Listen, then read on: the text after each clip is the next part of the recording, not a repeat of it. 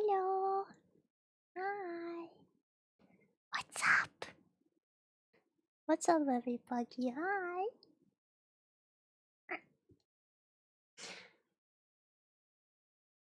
Hello. Okay, I'm gonna try not to whisper like I did last time, but just speak very quietly. I don't know. I hope that's better. Maybe. Again, I still don't know much about ASMR, so hopefully I'm doing better this time. A little better than last time. Hello, last one. Hello, Lionheart. Hello, Top Hat Dino. And hello, Hyperuki. Hello. Let me know if I need to turn down my mic or something. Can you hear the rain? I put rain in the background. There's some rain in the background. Anyway, this is my childhood fairy tale book, The Brothers Grimm. You can't. Well, okay, you can't. You can't see anything because the light's turned off. But that's okay. So I'm gonna read to you. You don't have to read. You're not hearing any rain?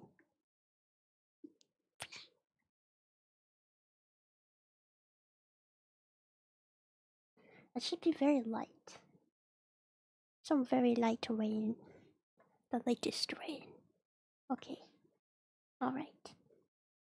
So, I don't know if you guys know anything about the Brothers Grimm fairy tales, but, you know, they're not really your average bedtime story fairy tales by any means. They're a little dark, a little scary, but if I'm gonna be completely honest, these are the fairy tales I was raised listening to at night. My parents would read me these at night before bed sometimes. I've also got a real candle. It's real fire. Hold on, look. Oh yeah. Don't you just want to drink the wax? That's pretty fire. But anyway, how are you guys? I hope you guys are having good night. And my day's been very tiring. I'm gonna pass out probably after this stream, but then again, I did consume a lot of caffeine, so maybe I'll be fine. Oh yeah, disable. Oh no, the sound should be off for the channel points, so it should be okay. Wait, you're right. I'm gonna disable some of them though.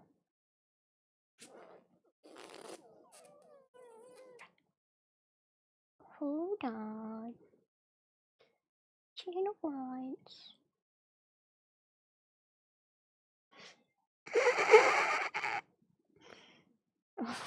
Which one of you motherfuckers did that?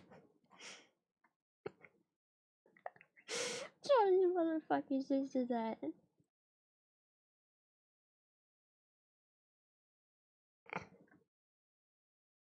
Okay, it's off now. It's off freaking now. Jesus. Scared the shit out of me. I have tea. Do you guys have tea? It's not coffee. I don't drink poop water. And this tea, for some freaking reason, kinda tastes like Coca-Cola. I don't know how. I mixed two teas together and it tastes like Coca-Cola. I've invented a new flavor. It's some sort of chai tea and then roasted green tea. And it tastes like freaking cola. And I don't know why.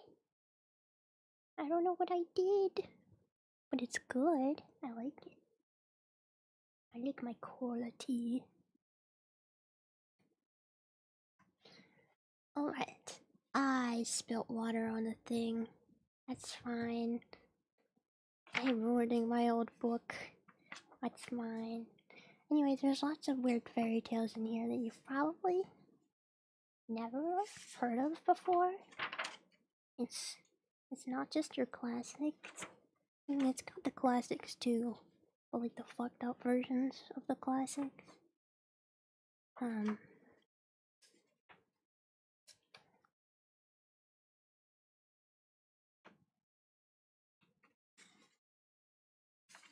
Where's the freaking chapters? There they are. We got some bangers in here.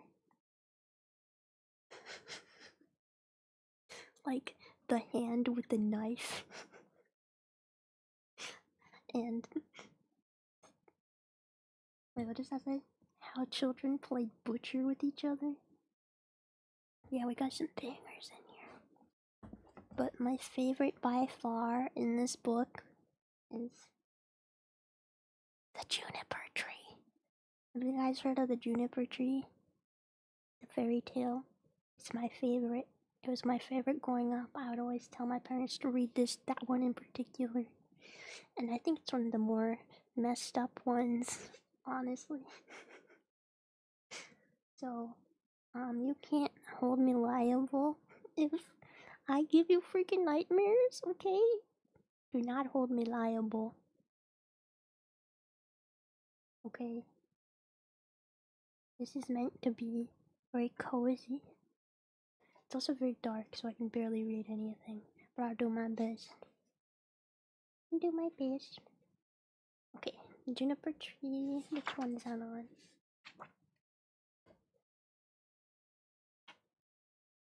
Juniper.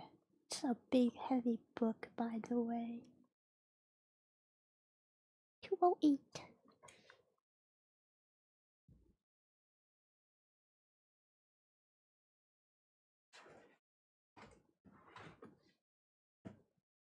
So yeah, we're starting with my favorite. My absolute favorite fairy tale of all time. I don't know if you guys have any favorite fairy tales. Maybe you should let me know, and I'll see if I can find them in this book. But this one is kind of long, so it's pretty long. It's actually really long. Oh god. Oh god. Oh, okay. That's a pretty long fairy tale. Does the hungry caterpillar count? I'm sure. I don't know. I remember there was this book I read when I was a kid. It was like kind of like a fairy tale. It was about a cat who was licking a bowl of milk, and then it saw the moon in the milk, and it was like the moon is made of milk. I don't remember what I was supposed to learn from that, but that was my that was a book I read at some point when I was a child. This book looks bigger than some textbooks. It definitely is. It's a thick book. It's got like 500 pages, I think. So it's a hefty boy. My hefty boy. So yeah, let me know if the volume is good, or if I should speak quieter, or if I should scream louder in your ear. Do you want me to scream in your ear? Sorry, my bad. Oh, gassy. Oop. I'm trying to get better at ASMR, but I don't have an ASMR mic, so we'll do our best. Alright. You guys ready for the best fairy tale ever in your life you'll ever hear? The juniper tree. The juniper tree. Okay. A long time ago, as many as 2,000 years ago, there lived a rich man with a wife who was both beautiful and good. They loved each other dearly, but they had no children, even though they longed for them. Day and night the wife prayed for a child, but they still had none. In front of the house there was a garden, and in the garden there grew a juniper tree. Once in the winter time, the wife was peeling an apple under the tree, and while she was peeling it, she cut her finger. Blood dripped onto the snow. "Ah," said the woman, as she sighed deeply. "If only I had a child as red as blood and as white as snow." After she had spoken those words, she was happy, for she had a feeling that something might come of it. and she went back into the house. A month went by, and the same. A month went by, and the snow melted. 2 months passed, and everything had become green. 3 months passed, and all the trees in the woods were growing. I'm gonna turn up the rain. The rain goes up a little. Okay.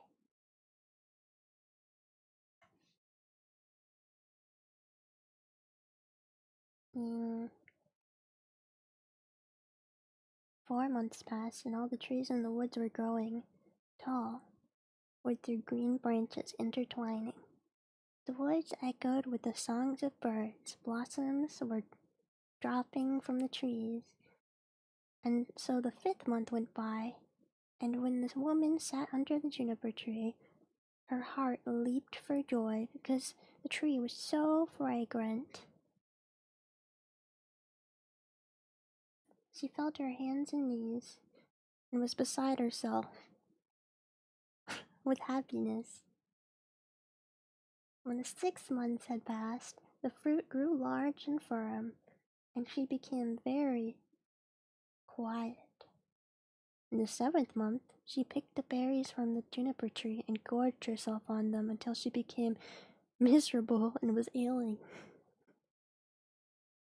After the 8th month went by, she called her husband in tears, said to him, "If I die, bury me under the juniper tree." After that, she felt better and was calm until the 9th month had passed. Then she bore a child, as white as snow and as red as blood. When she saw the child, she felt so happy that she died of joy. Ma'am died of joy. That's definitely some significant happiness. Rip bozo. The woman's husband buried her beneath the juniper tree and wept day after day. After a while, he felt better, but he still cried from time to time. Eventually, he stopped, and then he took a second wife. The man's second wife gave birth to a daughter. The child from his first marriage was a little boy, as red as blood and as white as snow. The woman looked at her daughter. She felt nothing but love for her, but whenever she looked at the boy, she felt sick at heart. It seemed that no matter what he did, he was always in the way, and the woman kept wondering how she could make sure that her daughter eventually inherited everything. The devil got a hold of her, so she began to hate the little boy, and she slapped him around. And pinched him here and cuffed him there. The poor child lived in terror, and when he came home from school, he had no peace at all. Damn, this is kind of a dark story. I told you it's kind of a dark story.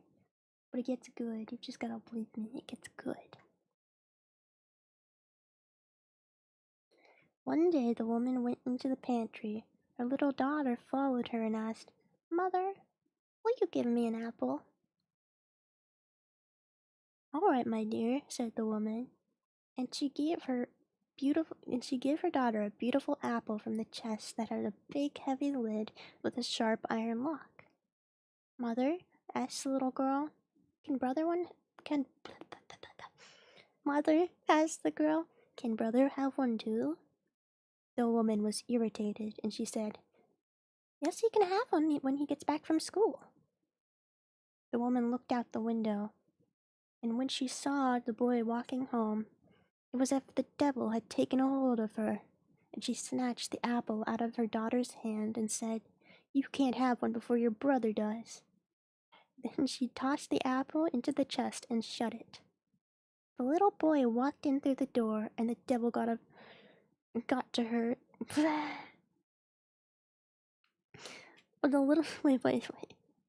The little boy walked in the door, and the devil got her to whisper sweetly to him and say, "My son, would you like an apple?"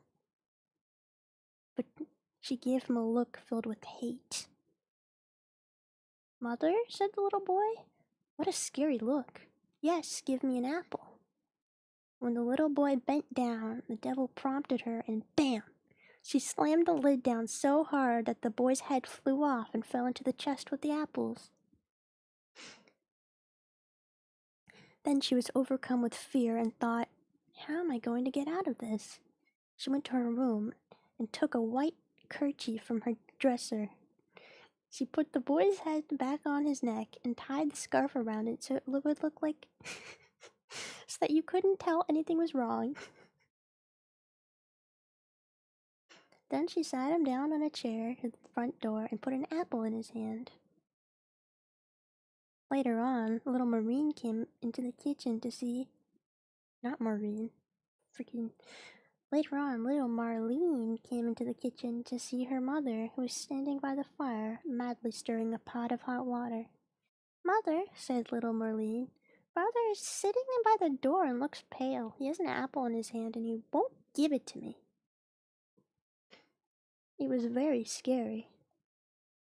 Go back to him, the mother said, and if he doesn't give you an answer, slap his face.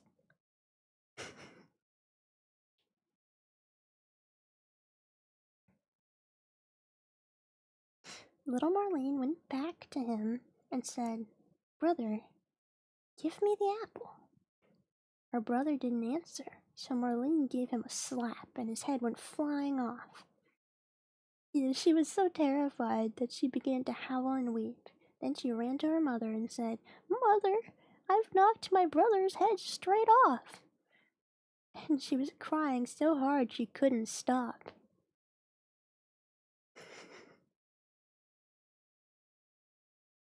Little Marlene, said her mother, what a dreadful thing you've done. But don't breathe a word of this to anyone, for there's nothing we can do. We'll cook him up in a stew. The mother then took the little boy and chopped him up. She put the pieces into a pot and cooked them up into a stew. I'm gonna have to disable fish too, aren't I? I don't have that set up this stream. I mean, I can just open it, I guess.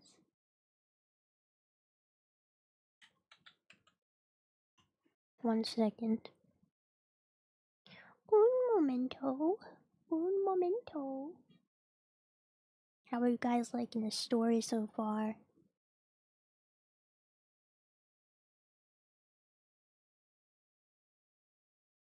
Come on, open. There it is. Oh, so bright.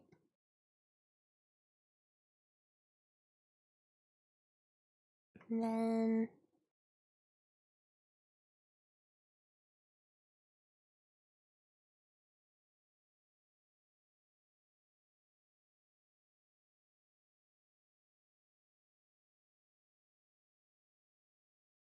Oh, why is it so freaking big?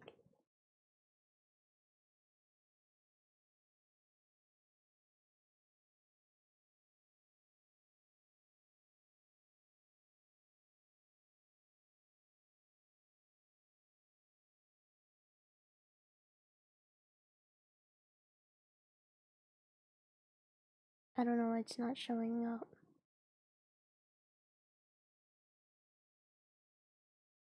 Okay, and then... Wait.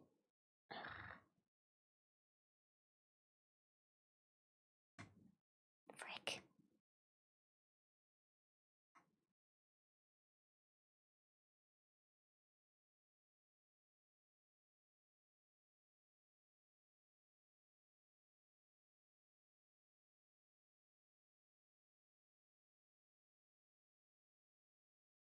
Okay, there you guys go. Fishing, you're welcome. You're welcome. You can fish now. Where were we?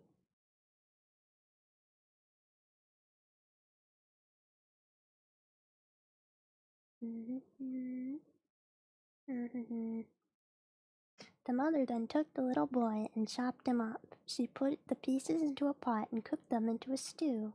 Little Marlene stood by the fire and wept so hard the stew didn't need any salt at all because of her tears. When the father came home, he sat down at the table and said, "Where's my son?" The mother brought a huge dish of stew, and little Marlene was weeping so hard that she couldn't stop. "Where's my son?" said the father. "Oh," said the mother, "he went off to the country to visit his mother's great uncle. He is planning to stay there a while." "What is he going to do there? He didn't even say goodbye to me." "Well, he really wanted to go, and he asked if he could stay for 6 weeks. They'll take good care of him." "Oh, that makes me so sad," said the husband. "That's not right. He should have said goodbye." Then he began eating and said, "Little Marlene, why are you crying? Your brother will be back soon." And he said, "Oh, dear wife, this stew tastes so good. Give me some more." The more the father ate, the more he wanted. "Give me some more," he said. "No one else can have any of it. Somehow I feel as if it's all for me." The father kept eating, and he threw the bones under the table until he had finished everything. Meanwhile, little Marlene went to her dresser and got her best silk kerchief. She picked up all the bones from beneath the table and tied them up in her silk kerchief and carried them outside, where she began weeping bitter tears while she was putting the bones down in the green grass underneath the juniper tree. Once she had finished, she suddenly felt so much better and stopped crying. The juniper tree began stirring, its branches parted and came back together as though it were clapping its hands with joy. A mist arose from the tree, and right in the middle of the mist a flame was burning. And from the flame a beautiful bird emerged and began singing gloriously. It soared up in the air and then vanished. The tree was just as it had always been before, but the kerchief with the bones was now gone.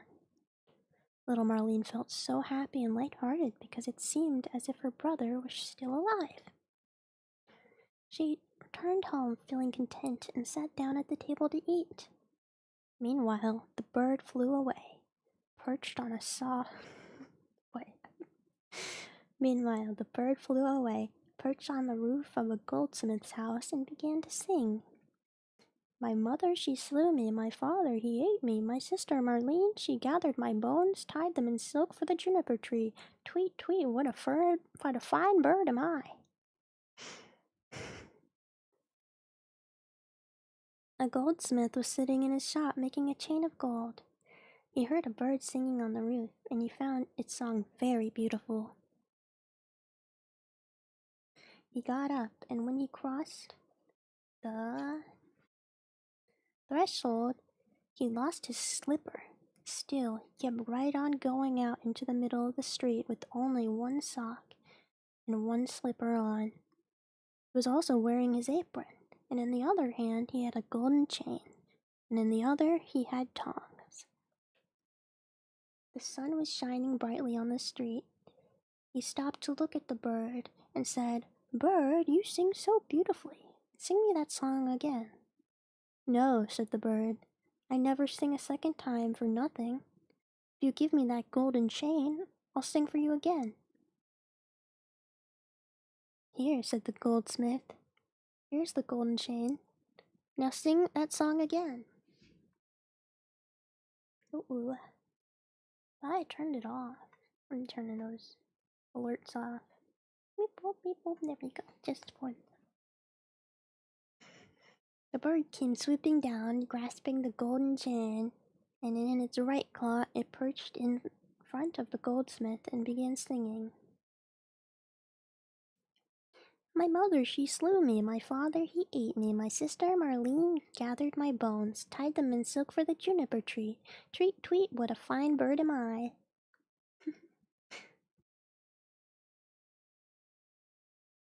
Yeah, this one has pictures too. Here's one of the pictures, and you can't really see it, but that's the bird. That's the bird right there. But you can't really see because it's kind of dark.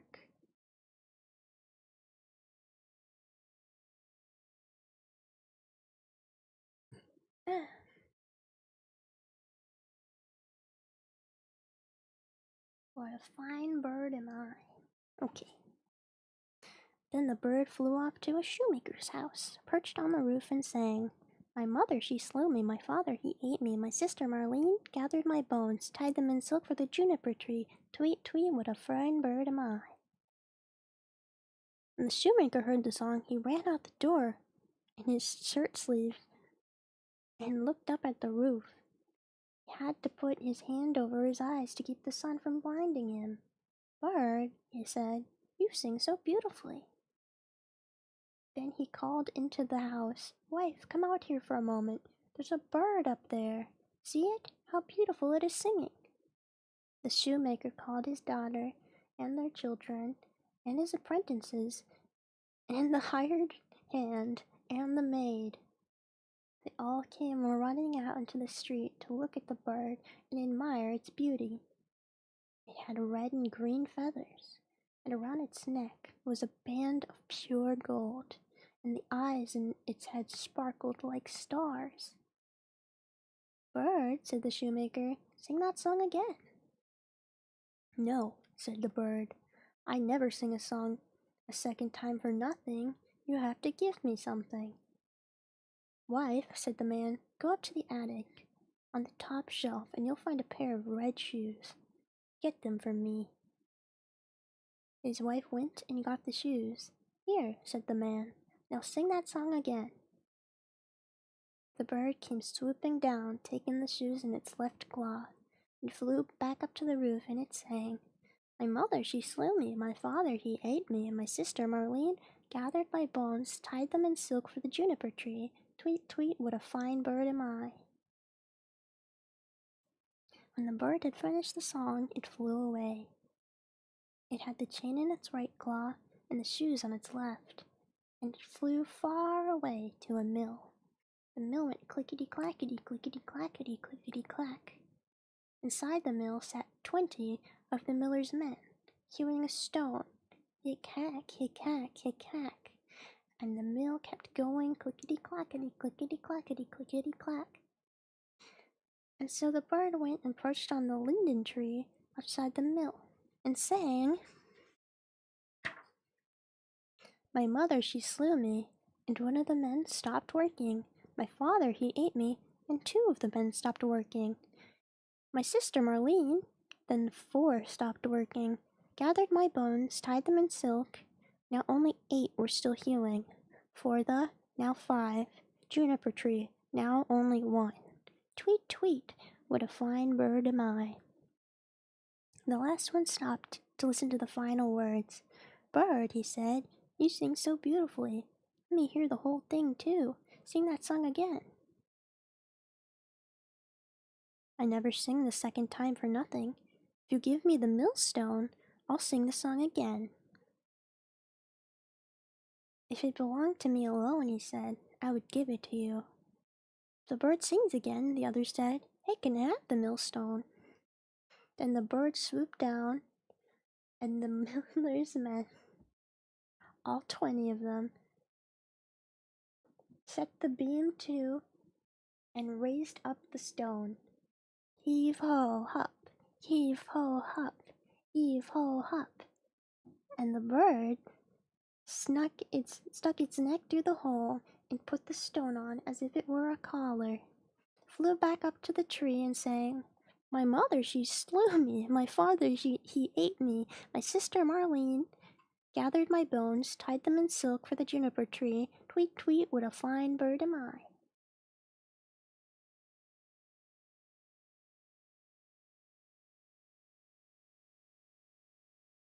When the bird had finished its song, it spread its wings. In its right claw was a chain, in its left was the shoes, and around its neck was the millstone. I just want to let you guys know what a millstone is. It's a very big stone. Huge. Huge stone. So this isn't like a small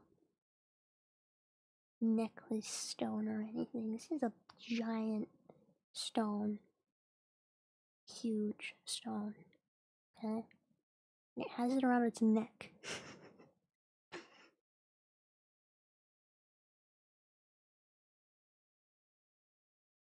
Then it flew away, far to the house of its father. The father, the mother, and little Marlene were sitting at the table in the parlor, and the father said, "How happy I am! My heart feels so light." "Not me," said the mother. "I feel frightened, as if a big storm were on its way." Meanwhile, little Marlene just sat there weeping. The bird flew up, and when it landed on the roof, the father said, "How happy I am feeling, and outside the sun is shining so brightly. I feel as if I'm about to see an old friend again." "I don't," said the woman. "I'm so scared that my teeth are clattering, and I feel as if there's a fire running through my veins." She tore at her bodice to loosen it. Little Marlene sat there weeping. She held her apron up to her eyes and cried so hard that it was completely soaked in tears. The bird swooped down to the juniper tree, perched on a branch, and sang, My mother, she slew me." The mother stopped up her ears and closed her eyes, for she didn't want to see or hear anything, but the roaring in her ears was like the wildest possible storm, and her eyes burned and flashed like lightning. "My father, he ate me." "Oh, mother," said the man, "there's a beautiful bird out there, and it's singing so gloriously. The sun is shining so warmly, and the air smells like cinnamon." "My sister, Marlene." Little Marlene put her head in her lap just to keep crying and crying. But the husband said, "I'm going outside. I've got to see this bird close up." "Oh, don't go," said the wife. "It feels as if the whole house is shaking, and I'm about to go up in flames." But the husband went out and looked at the bird, gathered my bones, tied them in silk for the juniper tree. Tweet, tweet, what a fine bird am I. After finishing its song, the bird dropped the golden chain, and it fell right upon the man's neck, hanging perfectly from it. He went inside and said, "Just look at that fine bird out there. It gave me this beautiful golden chain, almost as beautiful as the bird is." The woman was so terrified that she fell right down on the floor, and the cap she was wearing came off of her head, and once again the bird sang, "My mother, she slew me." Oh, if only I were 1,000 feet under the ground so that I wouldn't have to listen to this. "My father, he ate me." Then the woman fell down as if dead. "My sister, Marlene." "Oh," said little Marlene, "I want to go outside and see if the bird will give me something too." And she went out, gathered my bones, tied them in silk, and the bird tossed her the shoes for the juniper tree. Tweet, tweet, what a fine bird am I. Little Marlene felt light-hearted and happy. She put on the new red shoes and came dancing and skipping into the house. "Oh," little Marlene said, "I was so sad when I went out, and now I feel so cheerful. What a fine bird that is out there. It gave me a pair of red shoes." The woman jumped to her feet, and her hair stood straight on end, like tongues of flame. "It's as if the world were coming to an end. If I go outside, maybe I'll feel better too." The woman went over to the door, and bam! The bird dropped the millstone on her head. It crushed her to death. The father and little Marlene heard the crash and went outside. Smoke, flames, and fire rising up from the spot, and when they vanished, the little brother was back, standing right there. He took his father and little Marlene by the hand, and the three of them were filled with so much joy. Then they went back into the house, sat down at the table, and dined.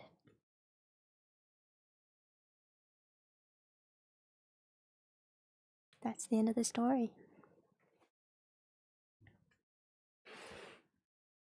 This is another photo. It's another bird. How did you guys like that fairy tale? It's my favorite. What a fine bird am I. What edition is this one? Like, I don't know. It's the annotated Brothers Grimm book. That's what it's called. Did you guys catch the part at the very end where it says, and I went back in the house, sat down at the table, and dined.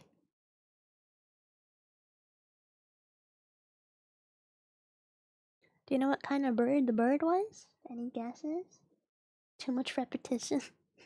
I could see that. But it's for, it's a fairy tale. It's kind of meant. What kind of bird do you think? A bird kind? Maybe the kind of bird that is associated with rebirth, possibly. Pelican. Yeah, you got it. It's a pelican. Oh, phoenix. Phoenix. Phoenix. It's the phoenix. Okay, let's see. What's the next story? 6 swans. I don't even remember that one.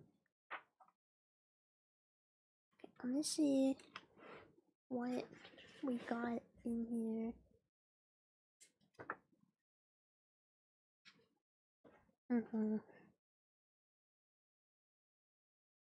There's a lot of bird-related stories in this book.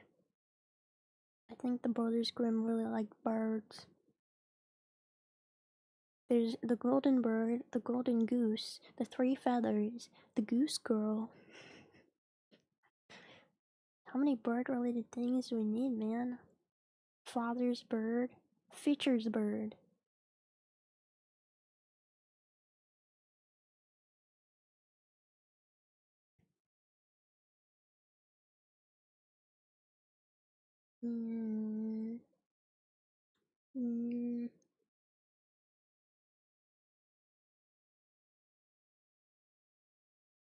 Trying to think which one I think would be. Do you guys want to go for a classic, or do you want to go for something funny or something dark? Cinderella mood. There is Cinderella in here. We got Cinderella. Is there also Red Riding Hood? Just another page.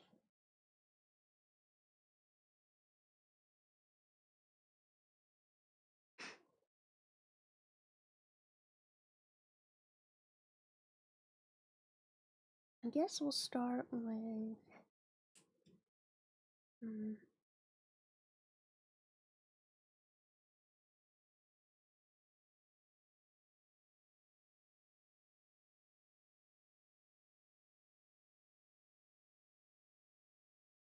The Godfather's Death.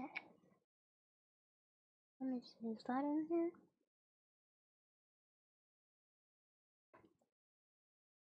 Oh no, Godfather Death. Yes, we can do that one. 194.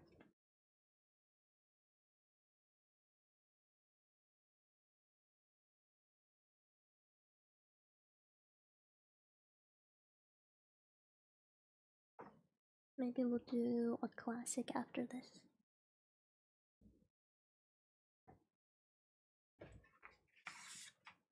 Okay. Godfather Death.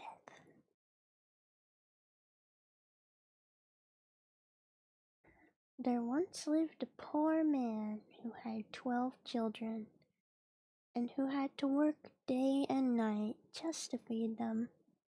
A 13th was born, and the man was so desperate that he didn't know where to roam, where to turn. I can't read. Finally, he ran out to the main road leading into town and decided to ask the first person he met to stand godfather. The first person turned out to be the good Lord, and he already knew what was on the man's mind. "You poor soul," he said. "I feel sorry for you. I'll hold your child at the christening, and you can be sure that I'll take care of it and make certain it finds happiness on earth."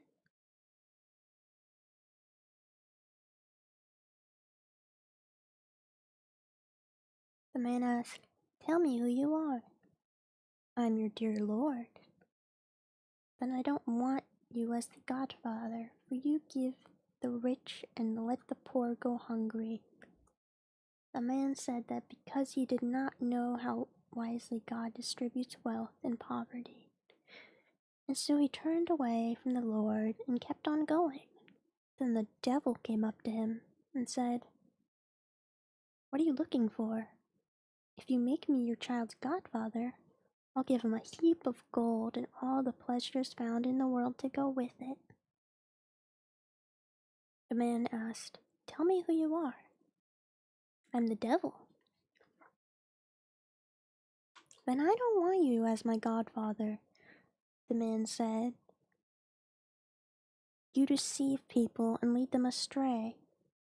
When they had parted ways, the bony-legged figure of death came marching up to him and said, "Let me be the godfather." The man asked, "Tell me who you are." "I'm death, and I'll make sure that everyone is equal." The man replied, "You're the right man for me. For you, there's no difference between the rich and the poor. I'm going to ask you to be my child's godfather. I'm going to make your child rich and famous, for the man who has me as his friend will never lack for anything." The man said, "The christening is next Sunday. Make sure you're there on time." Death was there as he had promised, and he made a very proper appearance. The boy was nearly grown up when his godfather showed up one day and told him to accompany him on a walk. He took him out into the woods and showed him an herb that was growing there and said, "It's time for me to give you your christening present. I'm going to see to it that you become a famous physician. If you are called to the bedside of someone who is ill, I'm going to be right there. If I'm standing by the patient's head, you can speak right up and declare that you are able to cure him.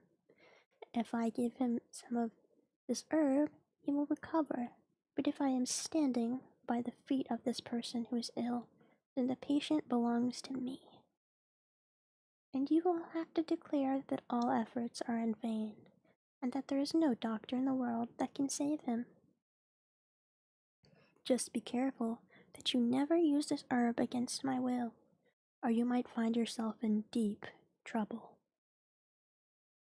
Before long, the man had become the most famous physician in the world.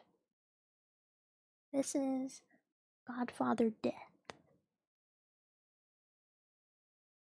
Mhm.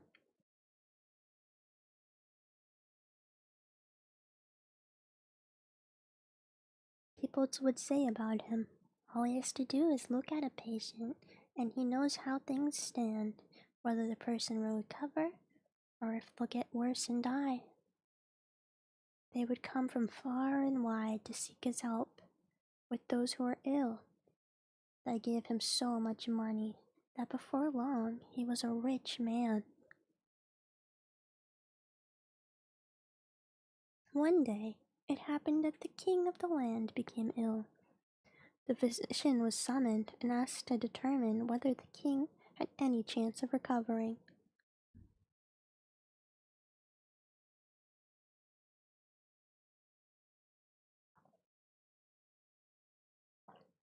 Sorry, I need some tea.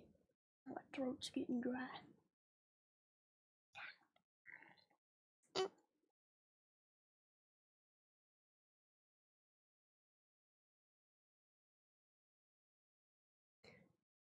The physician was summoned and asked to determine whether the king had any chance of recovering.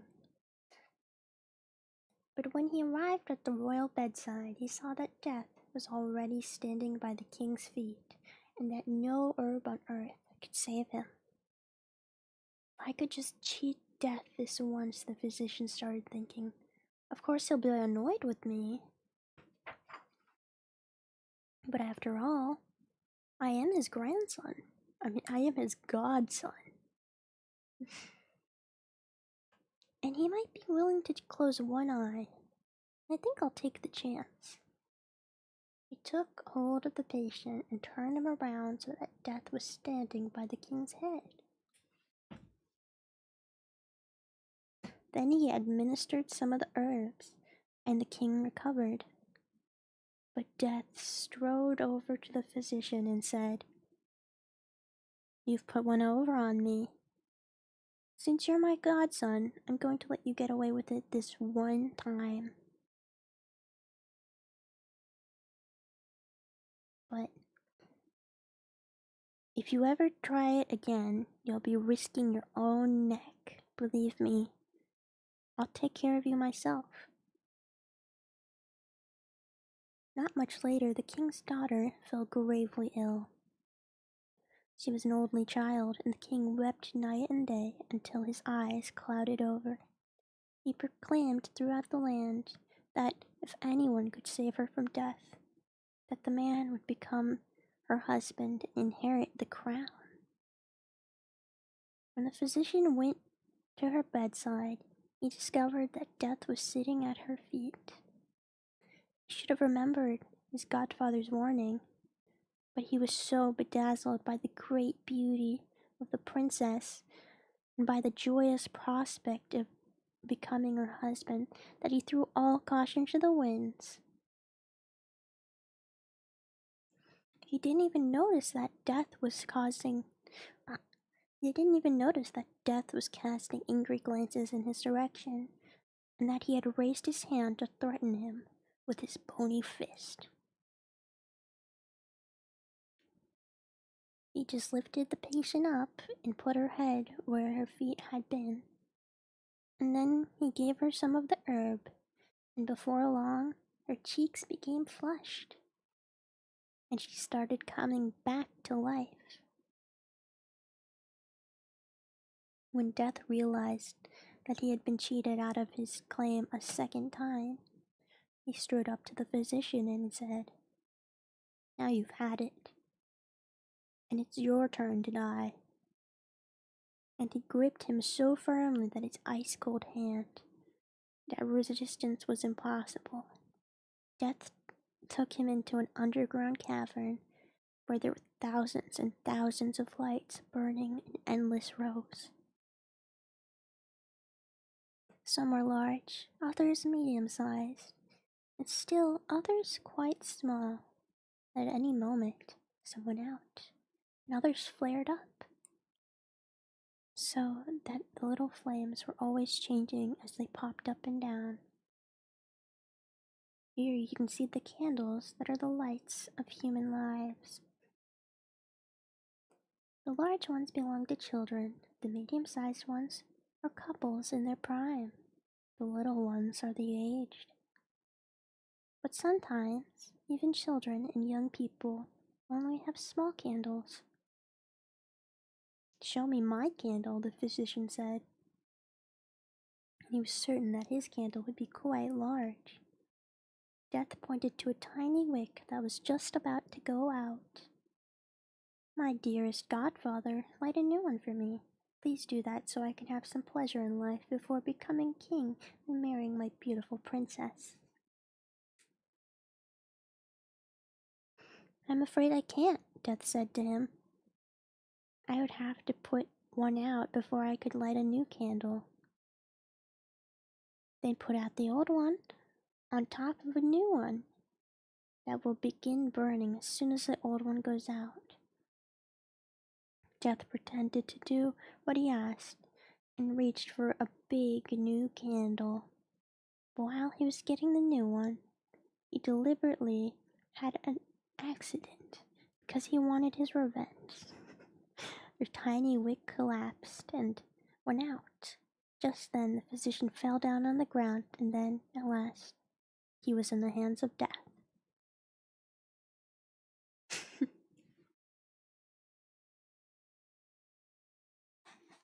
That's Godfather Death. It's a story about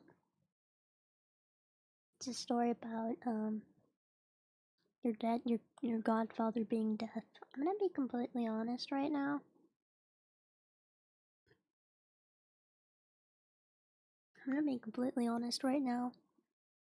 I don't understand the point of godfathers and stuff like that. I don't really know what that means. I don't have a godfather.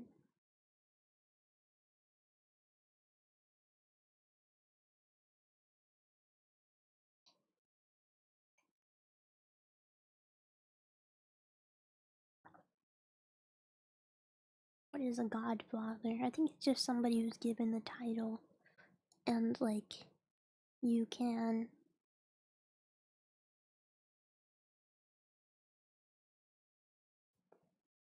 I don't know. I really don't know. In the eyes of God, it's a second parent. Okay. I was drinking tea. Alright, let's see. I think we should go for Little Red Riding Hood. I wonder how similar that is to the real story.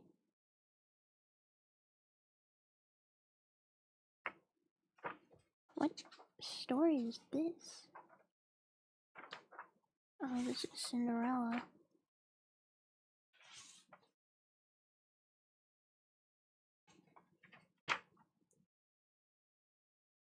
The Grimm's version is the one you like the least. I don't remember the Little Red Riding Hood one.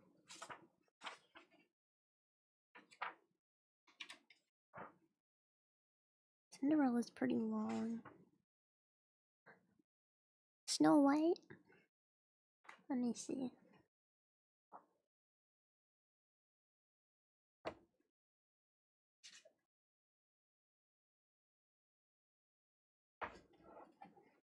Oh, actually...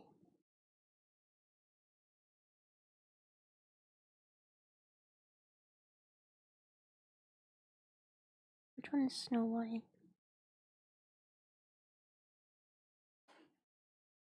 I can't say shit. Snow White. Oh, there it is.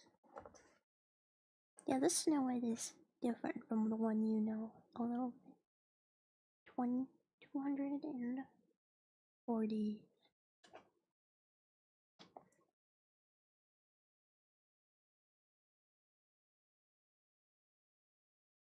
I couldn't really tell. Am I getting louder? Sometimes I like read and I don't realize I'm being loud. I don't know, hopefully it's still relaxing either way.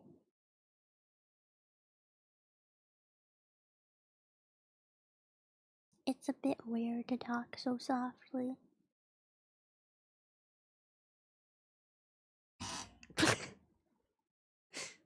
Just wanted to move my freaking mic, man. This is what I get. Okay. Snow White. So dark. It's a little brighter.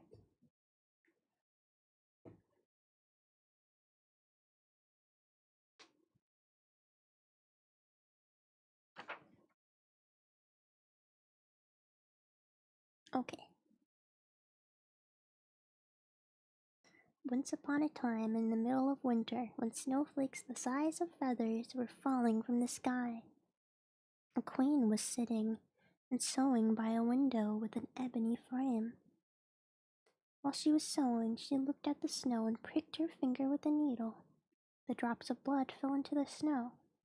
The red looked so beautiful against the white snow that she thought, if only I had a child as white as snow and as red as blood, and as black as the wood of the window frame. Not long after that, she gave birth to a little girl who was white as snow, red as blood, and black as ebony. And she was called Snow White.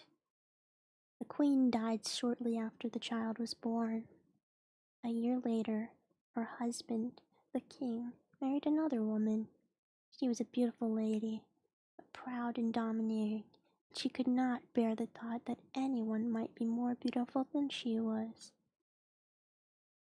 She owned a magic mirror, and whenever she stood in front of it to look at herself, she would say, "Mirror, mirror on the wall, who's the fairest of them all?" The mirror would always answer, "You, O queen, are the fairest of all." Then she was happy, for she knew that the mirror always spoke the truth.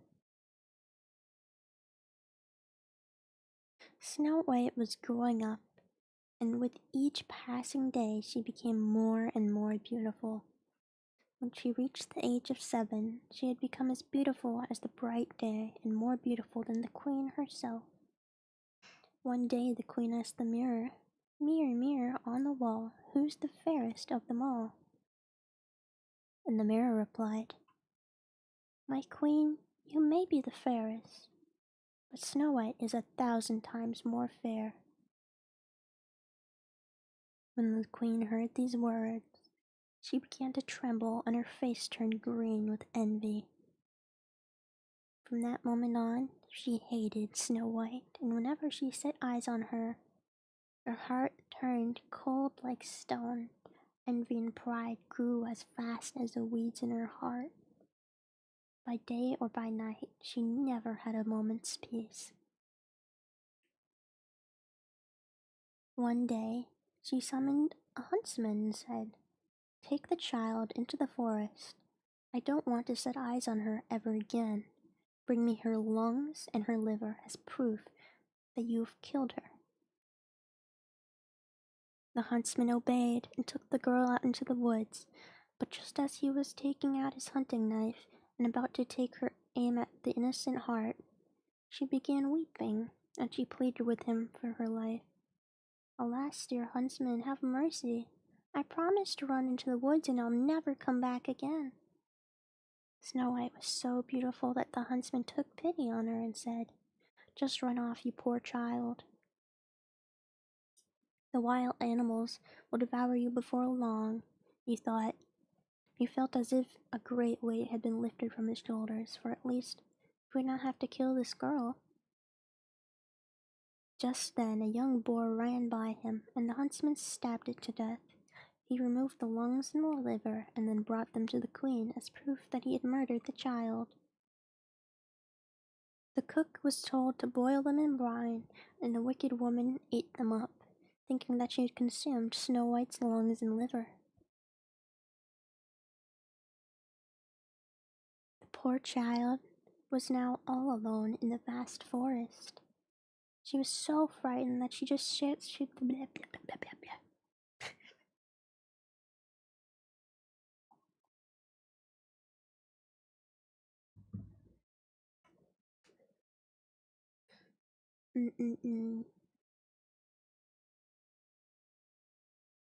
She was so frightened that she just stared at the leaves on the trees and had no idea where to turn.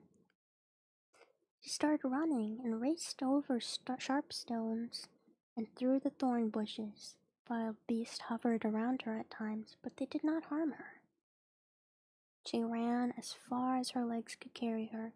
When night fell, she discovered a little cottage and went inside to rest.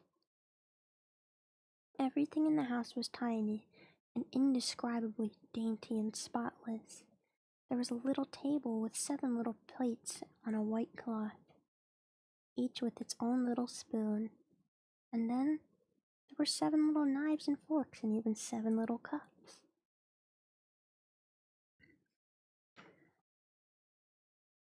Against the wall were little beds in a row, each made up with sheets as bright as snow. Snow White was so hungry and so thirsty that she ate a few vegetables with some bread from each little plate, and then drank a drop of wine from each little cup. She didn't want to take everything away from the little places. She didn't want to take everything away from one of the places. Okay, I don't doubt, sure, okay. Later, she was so tired that she tried out the beds, but they did not seem to be the right size. The first one was too long, and the second one was too short, but the 7th one was just right. And she stayed in it. Then she said her prayers and fell fast asleep. The first dwarf asked, "Who's been sitting in my little chair?" The second asked, "Who's been eating from my little plate?" The third asked, "Who's been eating all my loaf of bread?" Who's been eating my little loaf of bread? The fourth asked, "Who's been eating my little plate of vegetables?" The fifth asked, "Who's been using my little fork?" The sixth asked, "Who's been using my little knife to cut things up?" The seventh asked, "Who's been drinking from my little cup?" And the first dwarf turned around and saw that his sheets were all wrinkled and said, "Who's been sleeping in my little bed?" The others came running and each shouted, "Someone's been sleeping in my bed too!" When the 7th dwarf looked in his bed, he saw Snow White lying there, fast asleep. He shouted to the others, who came running and who were stunned when they raised when they raised their 7 little lanterns to let the light shine on Snow White. My goodness, they all exclaimed. "What a beautiful child!"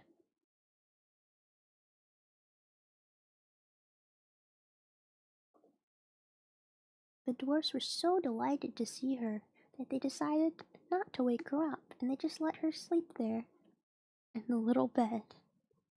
The 7th dwarf slept for 1 hour with each of his companions until the night was over. In the morning, Snow White woke up. When she saw the dwarfs, she was frightened, but they were friendly and asked, "What is your name?"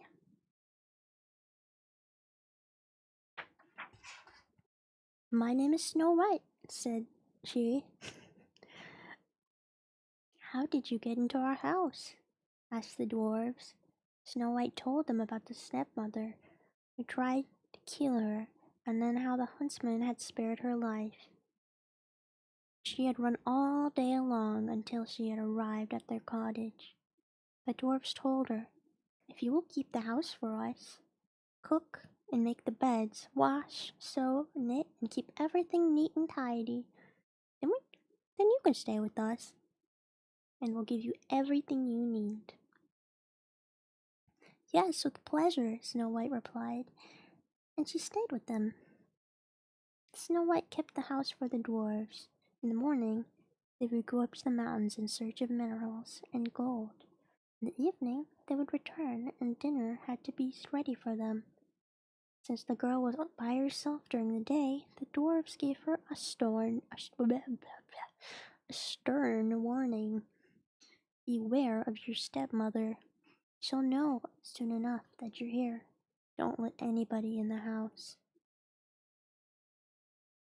After the queen had finished eating what she believed was Snow White's lungs and liver, she was sure that she was once again the fairest of all in the land. She went up to the mirror and asked, "Mirror, mirror on the wall, who's the fairest of them all?" The mirror replied, "You're the fairest here, O Queen, but little Snow White, though far away, with the 7 dwarfs in their hideaway, is now the fairest I've ever seen." When the queen heard those words, she was horrified, for she knew that the mirror never lied. She realized that the huntsman must have deceived her and that Snow White was still alive.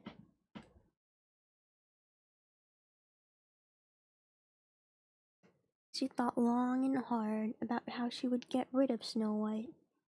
Unless she herself was the fairest in the land, she would never be able to feel anything but envy. Finally, she came up with a plan. By straining her face and dressing up as an old peddler woman, she made herself completely unrecognizable. In that disguise, she traveled beyond the 7 hills to the home of the 7 dwarfs. Then she knocked at the door and called out, "Pretty wares for a good price."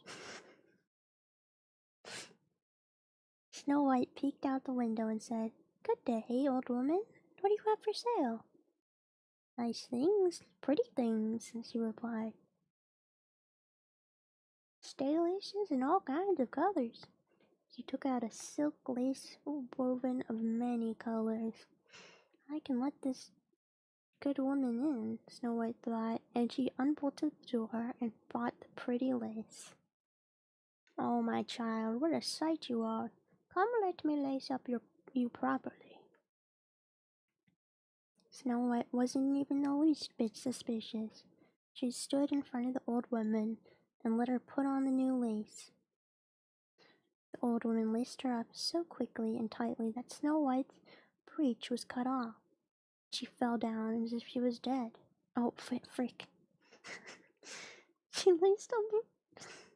The old woman laced her up so quickly and so tightly that Snow White's breath was cut off, and she fell down as if she were dead.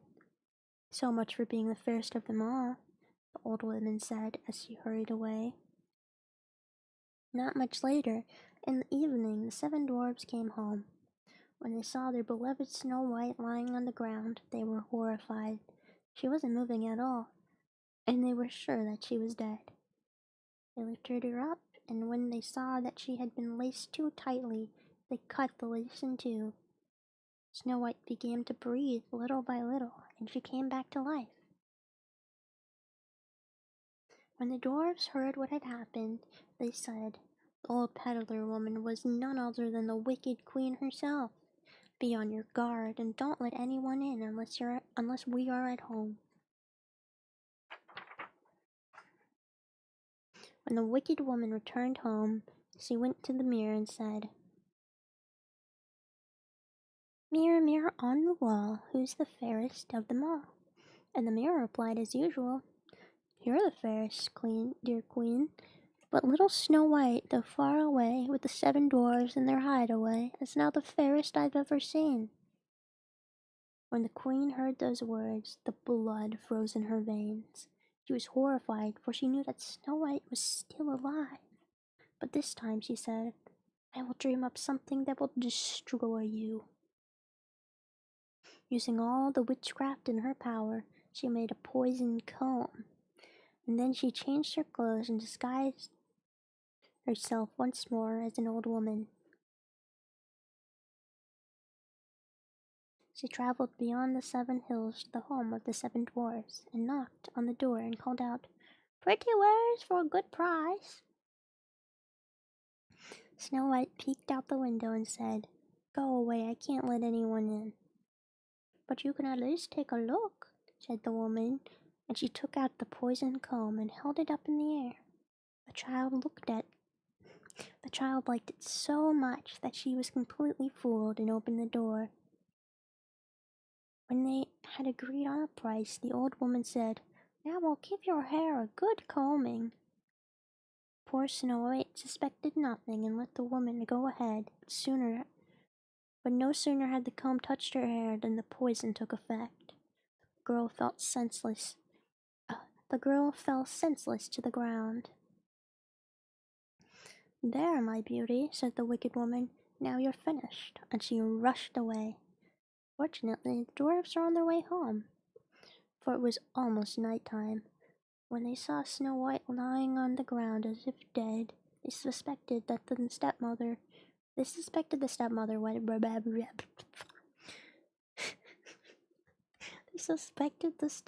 right away. They examined her and discovered the poison comb. As soon as they pulled it out, Snow White came right back to life and told them what had happened. Again, they warned her to be on her guard and not to open the door for anyone. At home, the queen stood in front of her mirror and said, "Mirror, mirror on the wall, who is the fairest of them all?" The mirror answered as before, "You're the fairest, dear queen, but little Snow White, though far away, with the 7 dwarfs in her hideaway, is now the fairest I've ever seen." But the queen heard those words spoken by the mirror. She began trembling with rage. "Snow White must die," she cried out, "even if it costs me my own life." The queen went into a remote hidden chamber that no one ever set foot in and made an apple full of poison.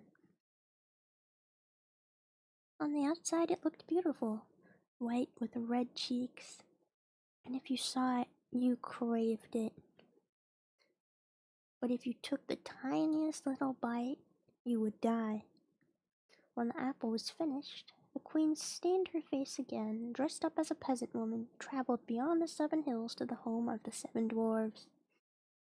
The old woman knocked on the door, and Snow White stuck her head out the window to say, "I can't let anyone in. The 7 dwarves won't allow me to do it." "That's all right," the peasant woman said. The peasant woman said, "I'll get rid of my apples soon enough. Here, I'll give you one."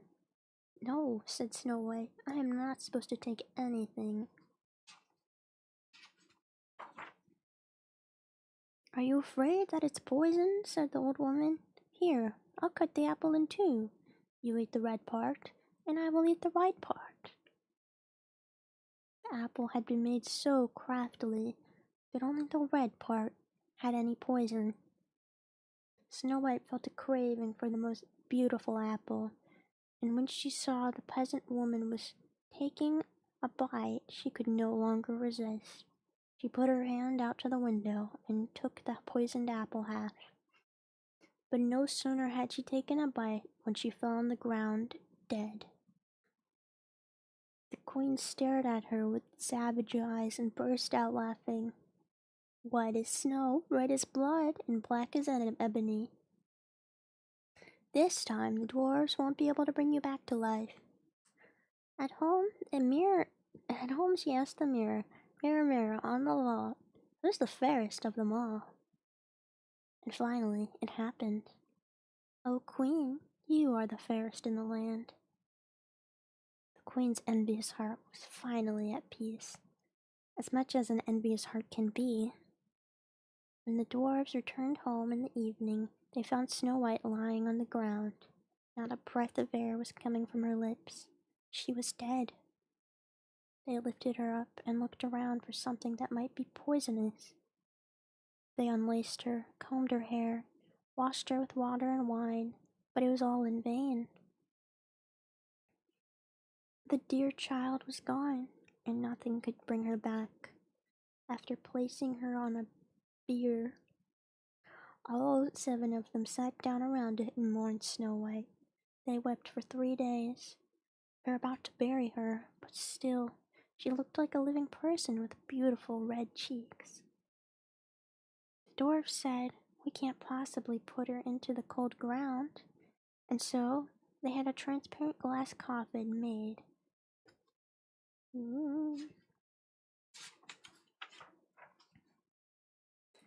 That allowed Snow White to be seen from all sides. They put her in it, wrote her name on it in golden letters, and added that she was the daughter of a king. They brought the coffin up to the top of a mountain, and one of them always remained by it to keep vigil. Animals also came to mourn the death of Snow White, first an owl, then a raven, and finally a dove. Snow White lay in the coffin for a long, long time, but she did not decay, and she looked just as if she were sleeping, for she was still as white as snow, red as blood, and her hair was as black as ebony. One day the son of a king was traveling through the forest and came to the cottage of the dwarfs. He was hoping to spend the night there. When he went to the top of the mountain, he saw the coffin with the beautiful Snow White lying in it. And he read the words written in gold letters. And then he said to the dwarfs, "Let me have her coffin. I will give you whatever you want for it." The dwarfs replied, "We wouldn't sell it for all the gold in the world." He said, "Make me a gift of it. I can't live without being able to see Snow White. I will honor and cherish her as if she were my beloved." The good dwarfs took pity when they heard those words, and they gave him the coffin. The prince ordered his servants to put the coffin on their shoulders and carry it away. It happened that they stumbled over a shrub, and the jolt freed the poisonous piece of apple lodged in Snow White's throat. She came back to life. "Good heavens, where am I?" she cried out. The prince was thrilled and said, "You will stay with me." And he told her what had happened. "I love you more than anything else on earth," he said. "Come with me in my father's castle. You shall be my bride." Snow White had tender feelings for him, and she departed with him. Marriage was celebrated with great splendor. Snow White's wicked stepmother had also been invited to the wedding feast. She put on beautiful clothes, stepped up to the mirror, and said, "Mirror, mirror on the wall, who's the fairest of them all?" And the mirror replied, "My queen, you might be the fairest here, but the young queen is 1,000 times fine. It's 1,000 times fat. Is 1,000 times fairer." The wicked woman let out a curse, and she's so paralyzed with fear that she didn't know what to do. At first, she didn't want to go to the wedding feast, but she never had a moment's peace after that, and had to go to see the young queen. When she entered, Snow White recognized her right away. The queen was so terrified that she just stood there and couldn't budge an inch. Iron slippers had already been heated up for her over a fire of coals. They were brought in with tongs and set up right in front of her. She had to put them on the red-hot iron shoes and dance in them until she dropped to the ground dead.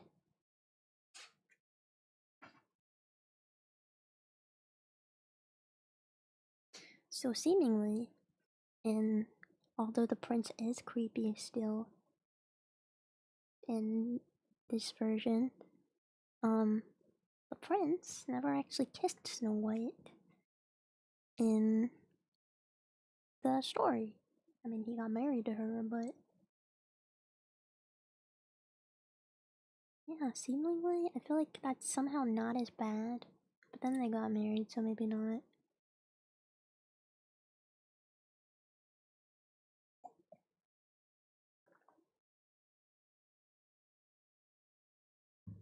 Okay, let me find another story.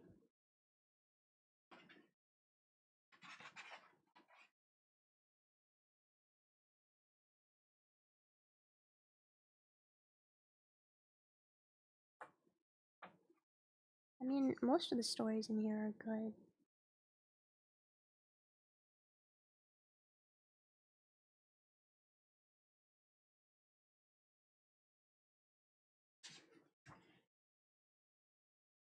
God, the name of this one, holy shit. Okay.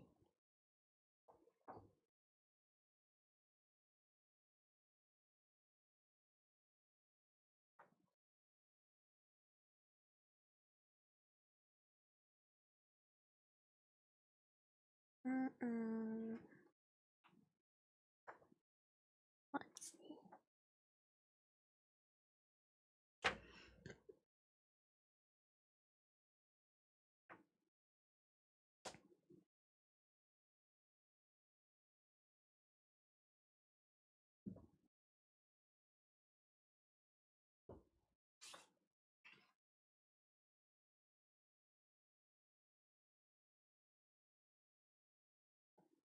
Briar Rose seems short. Briar Rose is not that short. I don't want to read another one about, like, it's kind of in the same vein as Snow White, though I want something different.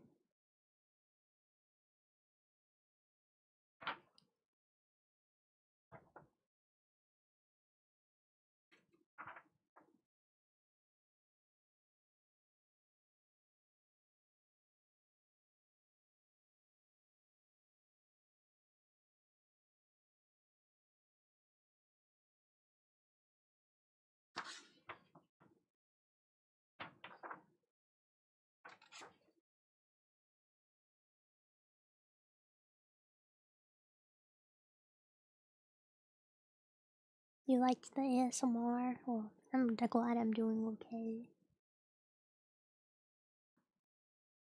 Our pet spider's low maintenance pets. Yep, very, very low maintenance.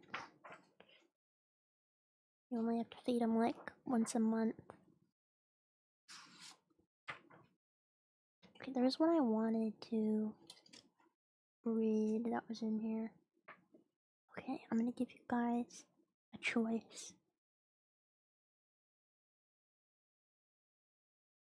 These are both in tales for adults, whereas the others were in, I guess, tales for children? I don't freaking know. Okay. Either The Hand with the Knife or Hans Dumb.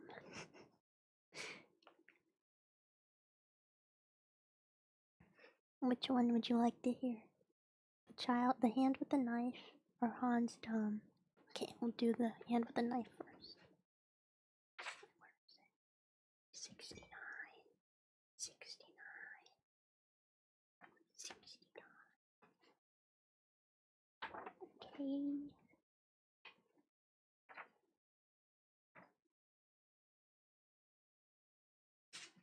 I believe these ones are pretty short. I'll just read them all. Okay. There once lived a girl who had 3 brothers. The boys meant everything to their mother, and the girl was always put at a disadvantage and treated badly. Every day she had to go out to a barren heath to dig peat, which was used for cooking and heating. A dull old tool was all that she had for the nasty work. The little girl had an admirer, an elf, who lived in a hill near her mother's house. Whenever she passed by that hill, the elf would stretch his hand out of a boulder and hold out a very sharp knife that had special powers and could cut through anything. She was able to dig out the peat quickly with that knife, go home the required amount, and when she got to the boulder, she tapped on it twice. The hand would then reach out and take back the knife.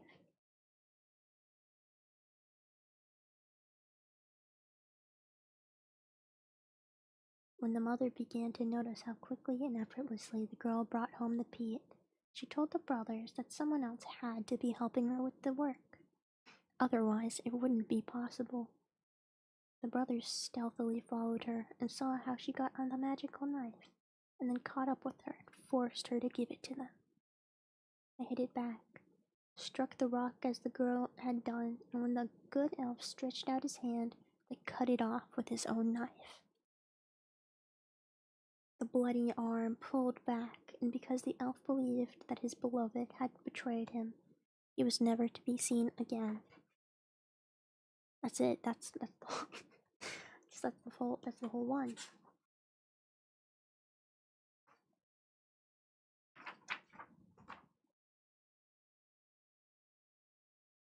Okay, I'm just gonna read this one too. It's short.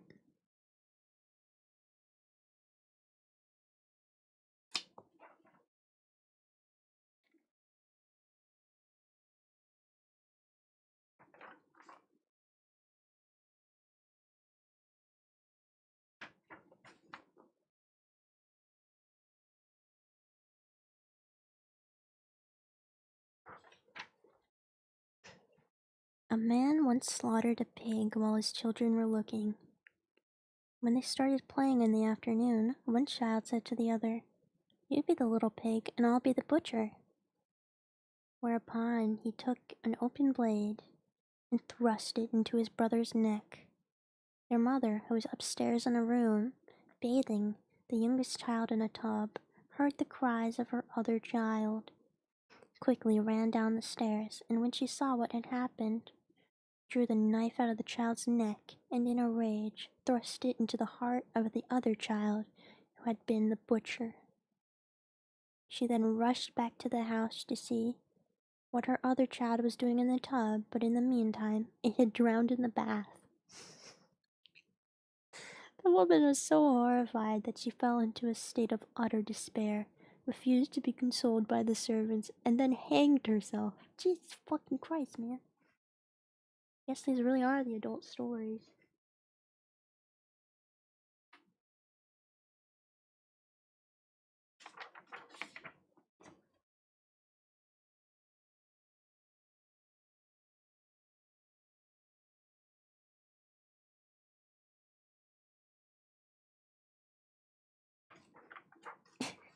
Very child-friendly stories. I think I'm gonna go back to the other ones.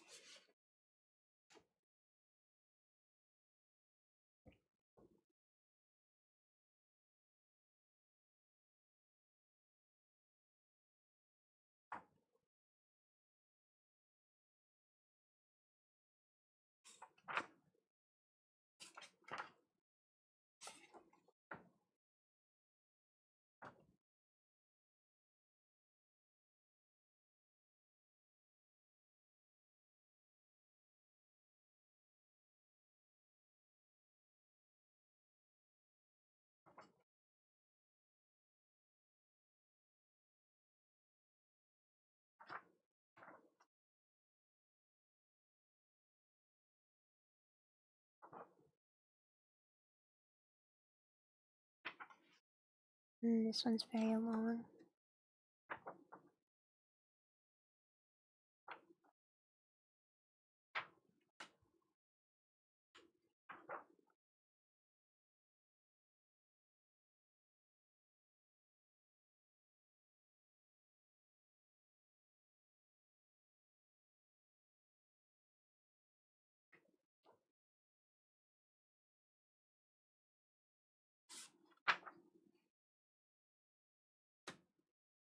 There's Rapunzel.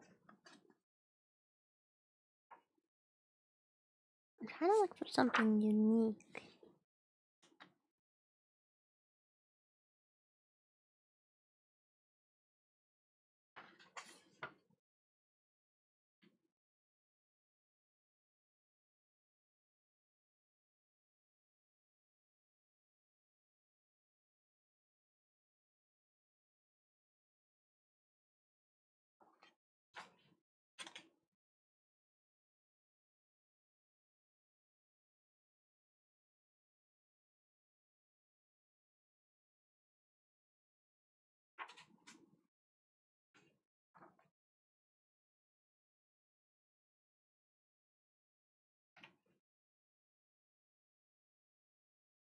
Mm-hmm.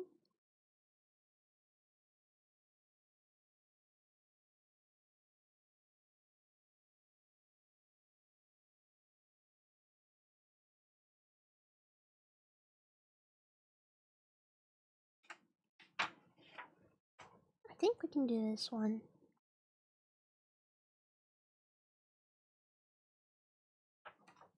I believe this might be where the three little pigs came from. But this story is called The Wolf and the Seven Little Goats.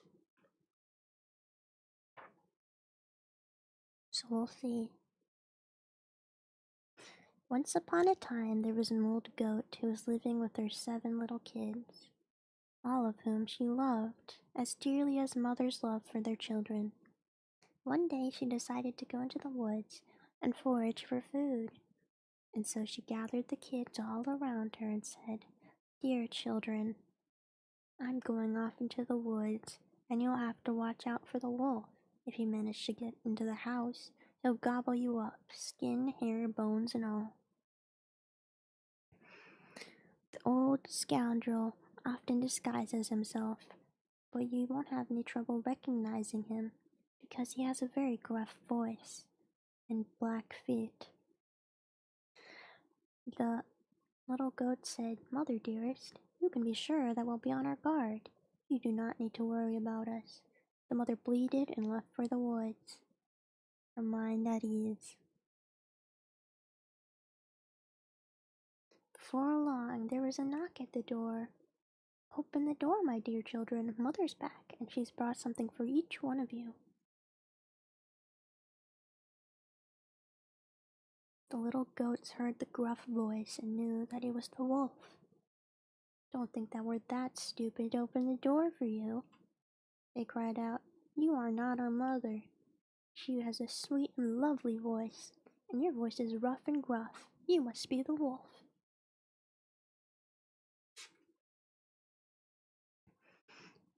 The wolf went to the store and bought a big piece of chalk. He ate it up so that it would make his voice softer. And then he returned to the goat's house and knocked at the door and cried out, "Open the door, dear children. Mother's back, and she's brought something for each one of you." But the wolf had made the mistake of putting his black paw on the window ledge, where the children saw it and cried out, "Don't think that we would be as stupid as to open the door for you. Our mother doesn't have a black foot like that one. You must be the wolf." The wolf ran off to the baker and said, "I've hurt my legs. Can you rub some dough on them?" After the baker had covered his paw with dough, he ran to the miller and said, "Sprinkle me with some white flour all over my paw." The miller thought, "I'll bet that wolf is planning to trick somebody," and he refused to do so. But the wolf said, "If you don't do it, I'll gobble you up." And the miller was terrified, and he made the paw white. Well, yes, that's just the way people are. The old scoundrel went to the house a third time and knocked at the door. "Open the door, dear children. Mother's back, and she's brought something from the woods for each one of you." The little kids shouted, "Show us your paw so that we'll know for sure that it is our dear mother." The wolf put his paw on the window ledge, and when they saw it, it was white. They believed that they were hearing the truth and opened up the door. But who should have come in the door but the wolf himself? They were horrified and tried to hide. One hid under the table, another under the bed, a third in the oven, a fourth in the kitchen, a fifth in the cupboard, and a sixth under the wash basin, and the seventh in the clock case. The wolf had no trouble finding them and made short work of them. He sent one after another down his gullet, gobbled them all up, but he never did find the little goat that was hiding in the clock case. When the wolf had satisfied his desires, he shuffled off into the woods and found a shady spot under a tree in the green meadow and fell asleep.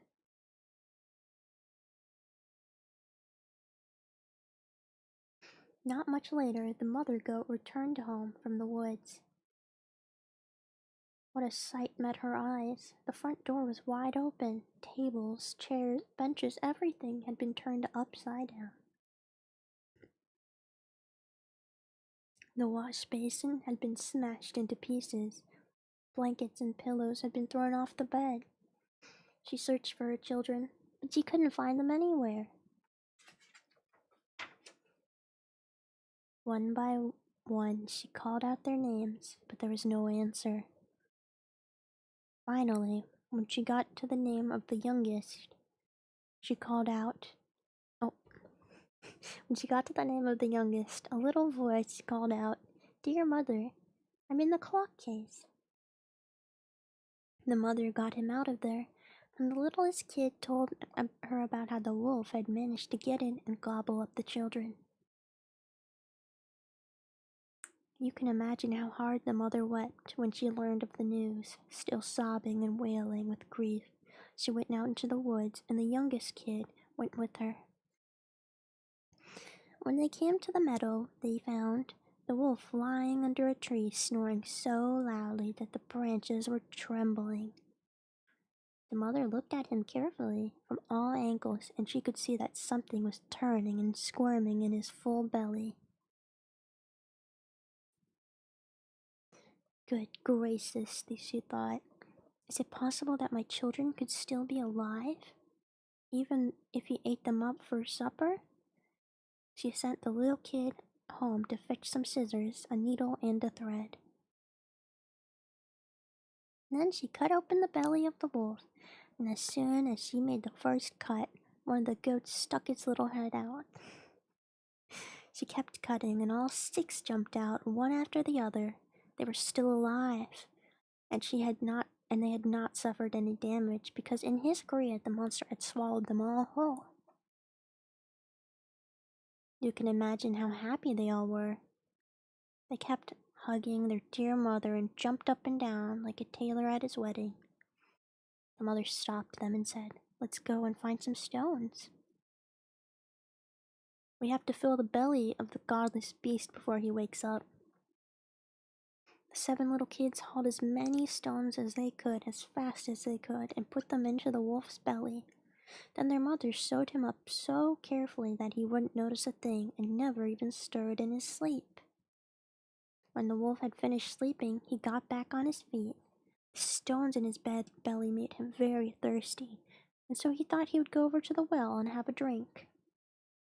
When he got up and started moving forward, the stones in his belly hit against each other and rattled. He called out, "What's that rumbling down there? Feels to me like vertigo.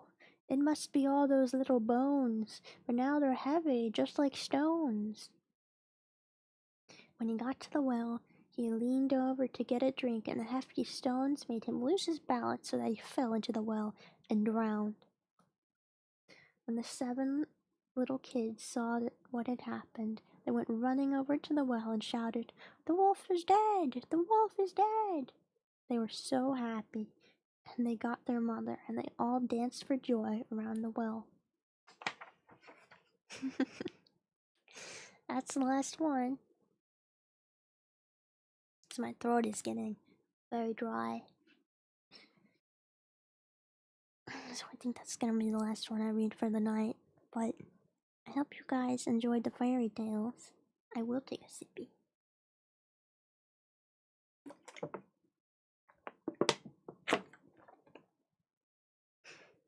If you guys like the ASMR and ask for more in the future, I need to know if you guys like stuff, because otherwise I'm just doing things and not really learning about what you want. Maybe one day you'll get a ASMR mic. I don't know, we'll see. But I hope that it was calming to you, and I hope you guys all have a great night. Let me see if there's anybody else doing ASMR right now for me to raid. Uh,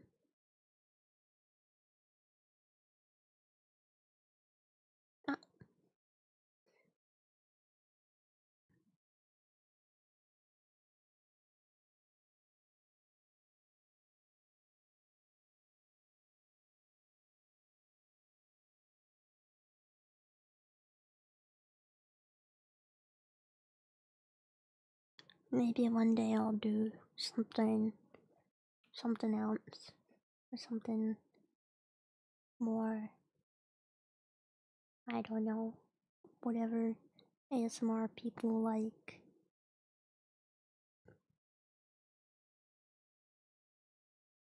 But I'm pretty tired, and my legs fell asleep from sitting here. Why are all the VTubers that are doing ASMR? They're all Spanish. What's up with that, huh? I mean, there's nothing wrong with that, but like, it's just interesting. I'm not finding any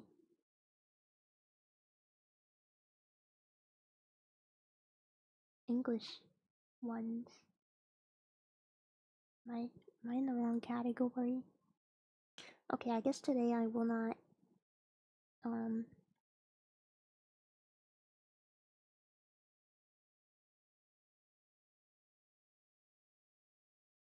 grade because this is funny, but I hope that you guys enjoyed, and I'll hopefully see you guys on Friday night for my collab with Komiko.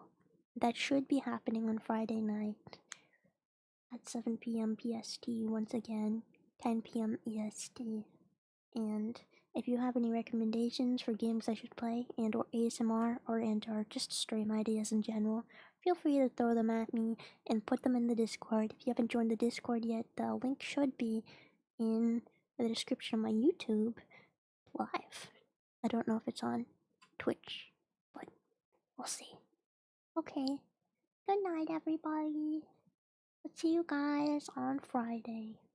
Bye bye.